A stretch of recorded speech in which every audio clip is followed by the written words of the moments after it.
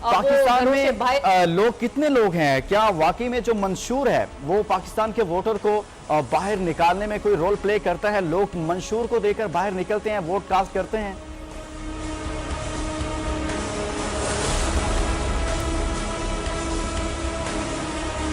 دیکھیں، آپ بھی اچھی طرح لقمان سمجھتے ہیں کہ پاکستان میں منشور جو ہے وہ الیکشن سے چند ماہ پہلے ایک نیا جاری کیا جاتا ہے، ہر سیاسی چند دن پہلے، بلکہ یہ بھی حقیقت ہے۔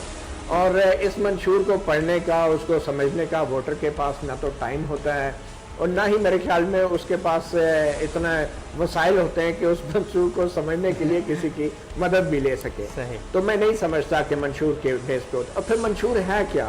تمام سیاسی جماعتوں کے منشور میں تقریباً ایک جیسی باتیں کی جاتی ہیں، مگر اس بار میں سمجھتا ہوں کہ دو بیانیے جو ہیں وہ مقابلے پر ہیں۔ یہاں پہ منشور سے زیادہ بیانیوں کی جنگ اس وقت ہے۔ ایک بیانیہ وہ ہے جو کہ نااہل قرار دیے گئے سابق وزیر اعظم نواز شریف کا ہے، جن کو اب ووٹ کی عزت یاد آ رہی ہے ایک طویل عرصے اقتدار میں رہنے کے بعد۔ اور وہ بیانیہ کچھ غلط بھی نہیں ہے، صرف اس لیے اس کو غلط نہیں کہہ سکتے کہ وہ نواز شریف وہ بات کہہ رہا ہے۔ اصولاً وہ بات ٹھیک ہے کہ ووٹ کی عزت نہیں ہوتی رہی 70 سال تک، اور ووٹ کی بے عزتی کرنے میں خود نواز شریف صاحب بھی شامل رہے ہیں جنرل ضیاء الحق کے دور میں، مگر اب وہ بیانیہ اس الیکشن میں بڑے طاقتور طریقے سے سامنے آیا ہے۔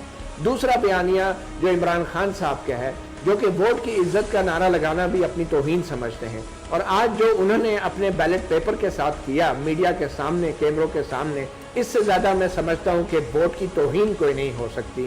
ووٹ کی جو سیکریسی ہے، ووٹ کا جو عزت ہے، جو احترام ہے، وہ اس کے خفیہ رہنے میں ہوتا ہے، اور قانوناً ہر شہری پہ یہ لازم ہے۔ مگر عمران خان جو خود کو اپنا مستقبل کا وزیر اعظم سمجھنا شروع ہو گئے ہیں، انہوں نے سب کے سامنے بیلٹ پیپر پہ جس طریقے سے مہر لگائی، اس سے ووٹ کی عزت خراب کی۔ انہوں نے جو متبادل بیانیہ دیا ہے وہ کرپشن کے خلاف ہے۔ ٹھیک ہے، کرپشن کے خلاف لوگ ہیں، بڑی تعداد میں نوجوان اگر لوگوں کے سامنے ایک طرف کرپشن ہے، دوسری طرف ووٹ کو عزت ہوا ہے، مگر جو آج جس انداز میں، جس ماحول میں الیکشنز ہو رہا ہے، وہ یقینی طور پہ وہ ماحول جو ہے وہ ووٹ کے عزت کے مطابق نہیں ہے جو کہ ووٹ کی عزت ہونی چاہیے۔ گن پوائنٹس پہ یا مسلح سیکیورٹی افیشل کے زیر نگرانی انتخابات نہیں ہونے چاہیے تھے۔ لیکن اس سے آپ کی بات ٹھیک